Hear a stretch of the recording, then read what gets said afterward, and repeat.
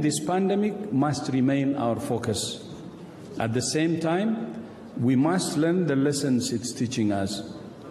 As you know, there have been many reviews of the global response to this pandemic with more than 200 recommendations.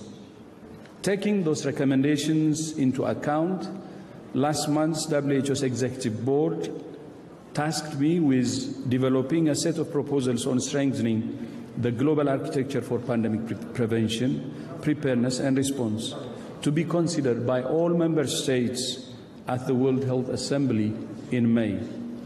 In brief, I see three key pillars of that architecture. First, we need stronger governance. I think that has been raised by the panelists. Instead of the confusion and incoherence that has fueled this pandemic, we need cooperation and collaboration in the face of common threats that can address the trust deficit that we have seen. At a special session of the World Health Assembly at the end of last year, WHO's 194 member states agreed to negotiate a new legally binding instrument to set the rules of the game for pandemic prevention, preparedness and response. WHO also supports the recommendations for heads of state council to provide high-level political leadership for rapid and coordinated action. In our view, such a council must be anchored in the constitutional mandate of WHO to ensure political, strategic and technical coherence. Second, we need stronger systems and tools to prevent, detect and respond rapidly to epidemics and pandemics. Already WHO has taken steps to build some of these systems and tools, including the WHO Hub for Pandemic and Epidemic Intelligence in Berlin, to enhance global surveillance through collaborative intelligence. Efforts to strengthen the global health security architecture can only succeed if they also strengthen WHO's role at its center, rather than centering further mechanisms, creating further mechanisms that would only create further fragmentation and potentially leave the world less safe. We especially appreciate Germany's leadership of the Member States Working Group on Sustainable Financing, and we look forward to our continuing discussion with our Member States on ensuring WHO has the resources to meet the world's expectations of it, as well as accountability for delivering against those expectations.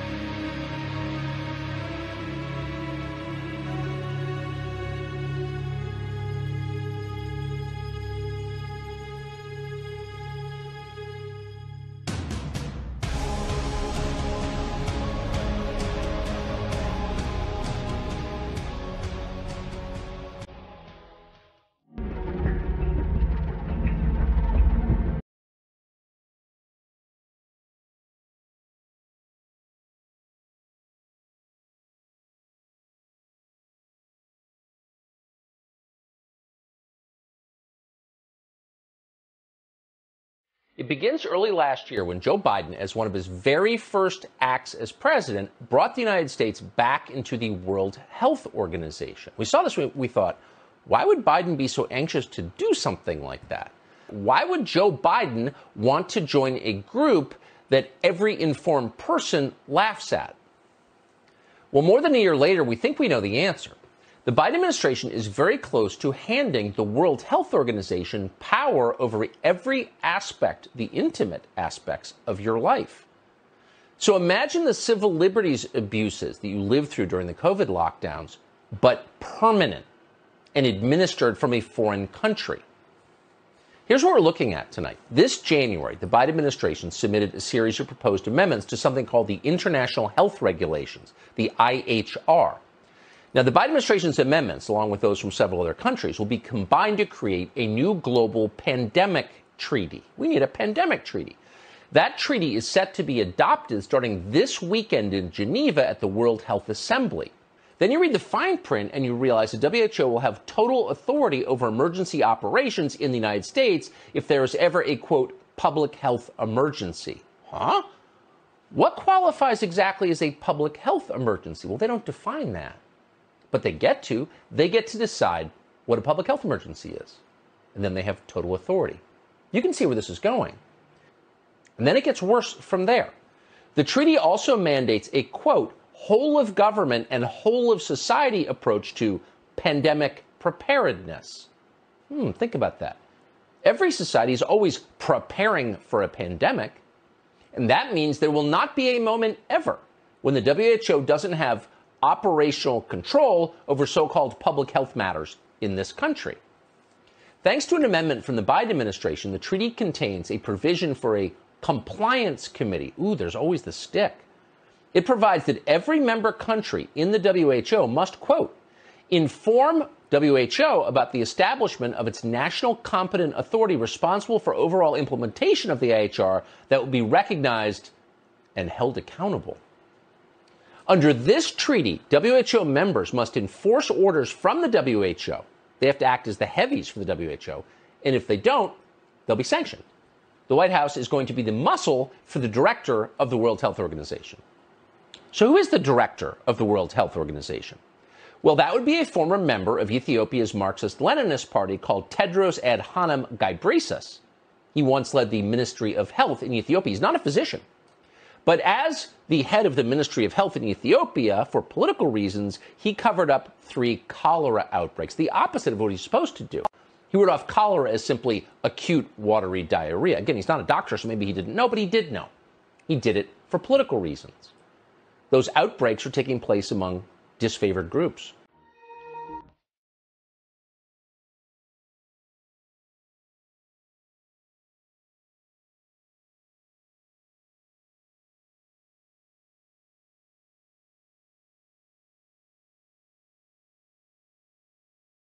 Wussten Sie zum Beispiel, dass am 1. März eine zwischenstaatliche Verhandlungsgruppe gebildet wurde, die Zeitplan und Arbeitsweise zur Neugestaltung der Verträge zwischen WHO und den Mitgliedstaaten erarbeiten? Geplant ist, der WHO im Falle einer Pandemie weitreichende Exekutivbefugnisse einzuräumen. Die Vertragsänderungen zielen darauf ab, der WHO im Falle einer Pandemie die faktische Regierungsgewalt über Mitgliedstaaten zu übertragen, ohne Einbindung oder Rücksprache mit nationalen Regierungen oder nationalen Parlamenten. Das ist einfach brillant. Ein demokratisch nicht legitimiertes Gremium, in das sich aber die Reichsten der Superreichen durch Spenden einkaufen, entscheidet darüber, wann eine pandemische Lage vorliegt, um hernach sogleich die Regierungsgewalt zu übernehmen.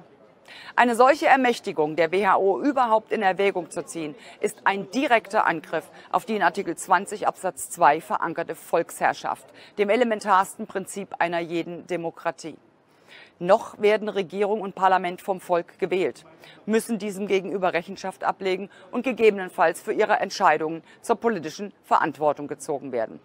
Sie haben als Bürger aber auf andere Gremien überhaupt keinen Einfluss. Die Institutionen der EU werden schon seit Jahren systematisch dazu genutzt, die nationalen Regierungen und Parlamente zu marginalisieren und die Volkssouveränität auszuhöhlen. Mit einer solchen Kompetenzverlagerung entscheidet die WHO zukünftig darüber, ob sie Maske tragen, Heimarbeit leisten, Ausgangssperren zu befolgen haben oder einem Impfzwang ausgesetzt sind. Die WHO könnte dabei auch ganz neue Grenzwerte für eine bislang nie zur Anwendung gekommene Diagnostik als Maßstab annehmen. Ganz so, wie man es braucht. Wir kennen es ja aus Corona- und PCR-Zeiten. Und die WHO kann zukünftig ihre Grundrechte verwalten. Ja, fast wie eine Weltregierung. Aber was erzähle ich Ihnen? Alles Verschwörungstheorie? Nun, vor 2 Jahren waren Warnungen vor einem Lockdown oder drohenden Ausgangssperren Verschwörungstheorien. Ebenso wie die Warnung, dass man das digitale grüne Zertifikat zu einem verpflichtend vorzuweisenden Grundrechtebezugsschein umfunktionieren werde. Selbst Warnungen vor einer Impfpflicht wurden Querdenkern und Schwurblern als üble und frei erfundene Stimmungsmache unterstellt. Nun, sie sind vielmehr als wahr verifiziert, womit sie nunmehr gestandene Verschwörungen sind. Habe ich vor wenigen Tagen eine dringliche Anfrage an die EU-Kommission gestellt und ich verlange Aufklärung darüber, dass hier nicht Rechte ausgehebelt und Entscheidungsebenen eingeführt werden, die mit Demokratie nichts zu tun haben. Ja, sie werden sogar das genaue Gegenteil davon. Sie wären antidemokratisch, verfassungsfeindlich, grundgesetzwidrig.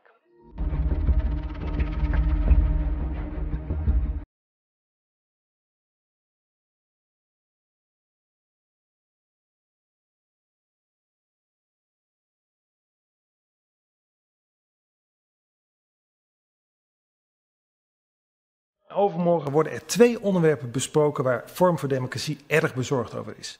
Het eerste onderwerp betreft de onderhandeling over een internationaal pandemieverdrag. We hebben hierover veel e-mails ontvangen van burgers. Terecht maken Nederlanders zich er grote zorgen over. Waarom? Omdat een dergelijk juridisch bindend internationaal verdrag de Wereldgezondheidsorganisatie in staat stelt bij een pandemie het gezondheidsbeleid in ons land aan te sturen.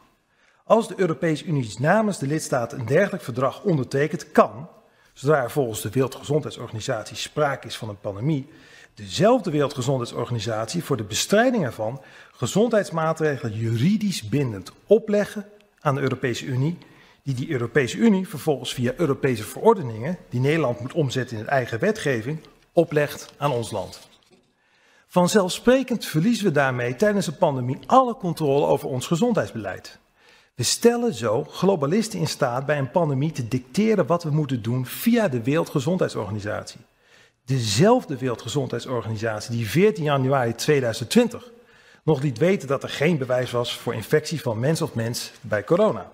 Dezelfde Wereldgezondheidsorganisatie die verantwoordelijk is voor het grote coronabedrog door een virus met de mortaliteit van de griep te klassificeren als een pandemie. En nu gaan we onderhandelingen starten die deze Wereldgezondheidsorganisatie de macht geeft bij een pandemie te dicteren wat wij moeten doen? Absurd. Het zal duidelijk zijn, Forum voor Democratie wil absoluut geen juridisch bindend pandemieverdrag waarmee we ons uitleveren aan de Wereldgezondheidsorganisatie. Staat op het spel. En daar moeten we zo snel mogelijk globalistische instellingen, zoals de Europese Unie en de Wereldgezondheidsorganisatie, die dit alles fundamenteel bedreigen, verlaten. Dank u, voorzitter.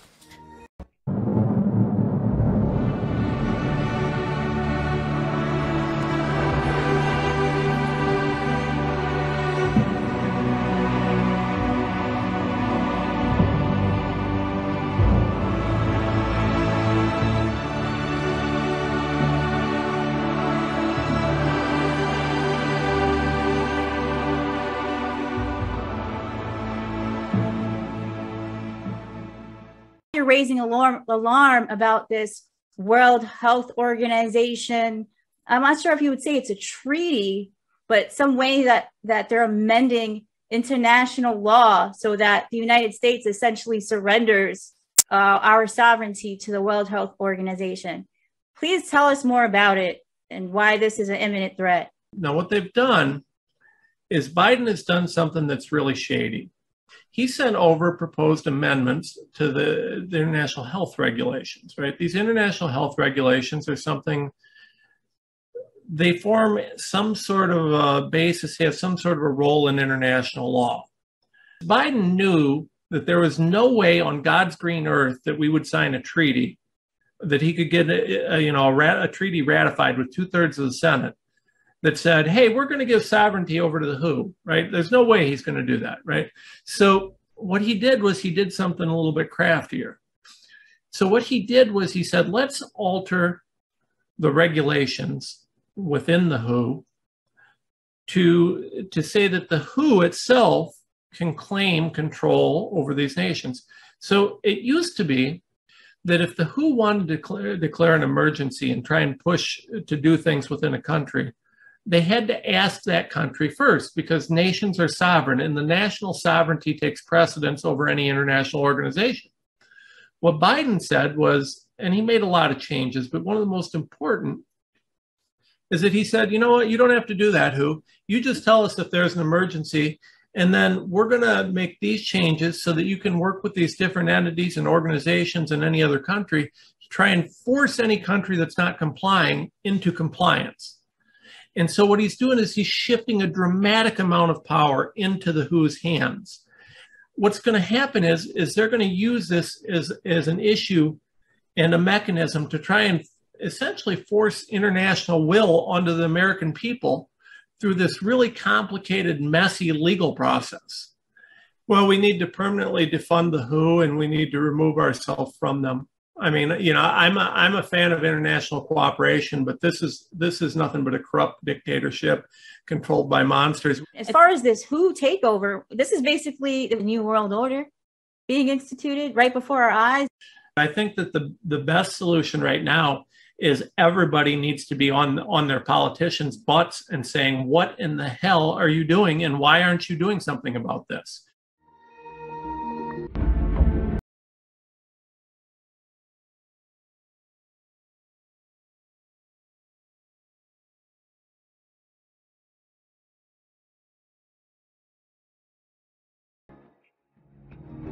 Mas o Brasil não entra nessa. O Brasil é autônomo. O Brasil autônomo não entra nessa. Pode esquecer. Já falei com relações exteriores, tá? Essa proposta, se for para frente, não vai ser com o Brasil. Até porque eu fui o único chefe de Estado do mundo que não aderiu àquelas questões do lockdown. O único. Ele falava que tinha cuidado dos mais idosos e o pessoal com comorbidade. E hoje os estudos de fora do Brasil, em especial, mostram que estava certo. E olha só. Qual o estado que vai fechar no Brasil? São Paulo. São Paulo. Qual o estado que morreu mais gente por 100 mil habitantes? São Paulo. Sinal que eu estava certo.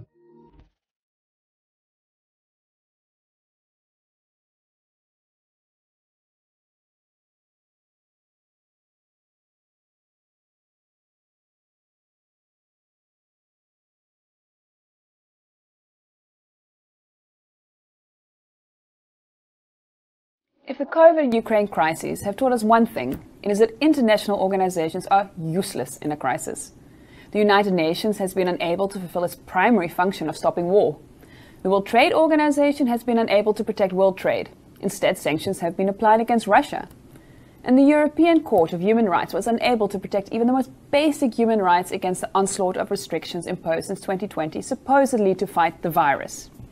So, if these international organizations cannot do what they were set up to do, what is the point of them? Now, in the wake of COVID, states around the world are planning to give even more power to an international organization. They are drawing up a new treaty which would give the World Health Organization special powers in any future pandemic. A draft text should be published in August, but it is already obvious what the goal is. It's to engineer a great reset, a world government based on climate hysteria and social control. So, apart from being useless, international organizations are also undemocratic. The World Health Organization is not elected and it cannot be held to account. Yet, it is proposed that it should decide and direct world policy on health. There's no citizen input into this new treaty, and you and I have nothing to say.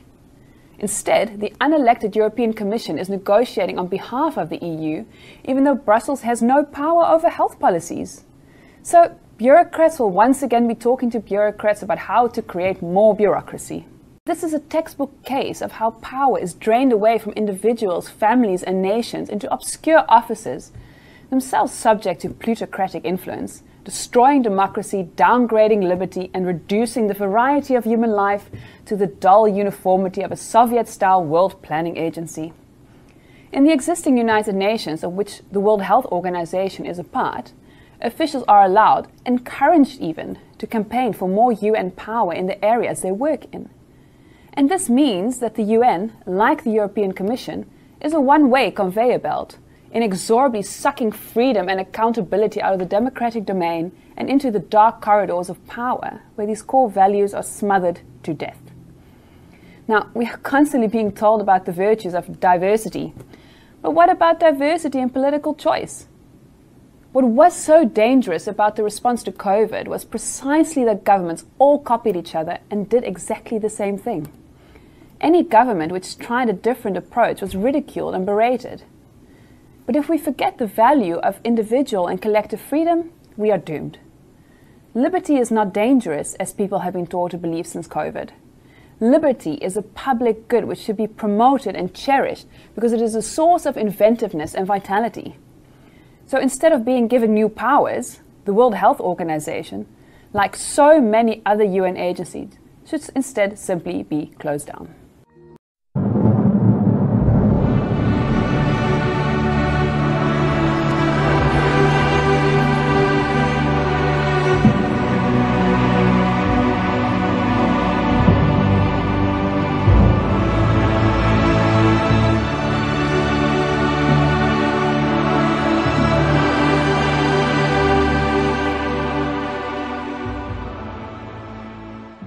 Should be transparent, inclusive, credible and consensual, and with full respect for the sovereignty of member states while pursuing our collective action.